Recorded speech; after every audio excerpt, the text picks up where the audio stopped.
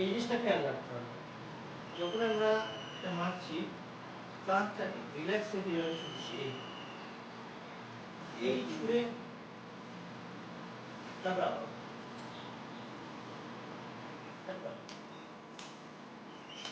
এইভাবে যাবে। আর যখন অপরের বুকে আসবে ওর ঘাড়ের পিছনে মারাটা আমাদের আগে পাই। এই ঘাড়ের পিছনে, কারণ ঘাড়ের পিছনে এই জায়গাটা একটা বিশাল কথা, একটু ফিল করবে আমি হালকা মারলাম, বাট এটা একটু বসতে হবে।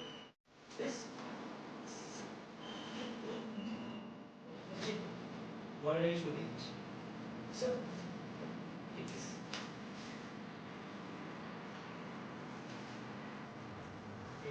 স্ট্রেট করছে, মাথাটা শুনে দিচ্ছি। এই মুখটা দিতে হবে, কারণ কোমরটা যখন এখান থেকে এই কোনাকুনি যাচ্ছে, এই কোনাকুনি চলে গেলে শরীরের ভারটা কোথায় যাচ্ছে, ওই কোনা থেকে সেই ভারটা দিয়ে আমি মারছি আসলে।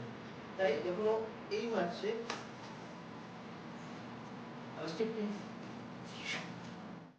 ফরওয়ার্ড স্টেন্সে দিয়ে যাচ্ছে, এই কোমরটা ঘুরে যাচ্ছে, ওয়েটটা আমি সবাই খেয়াল রাখবে, হাত এখান থেকে তুলে ঘুরাবো, হাতটা নিচ থেকে ঘুরে, এরপর এই হাতটা লুজ হয়ে ফেরত আসতে লাগে এবং এখান থেকে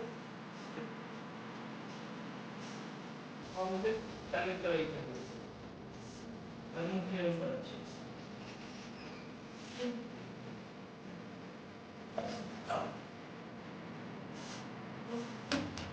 স্টেপ পাস না এই এখানে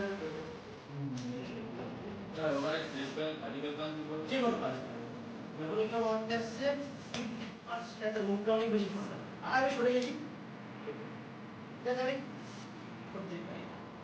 বাট যখন এমন হয়েছে যে ও মারতে গেছে আর ওর হাতটা নেমে গেছে, পুরোটা নেমে গেছে, এবার আর এখানে আটকে যাবে, তো আমি কি করবো?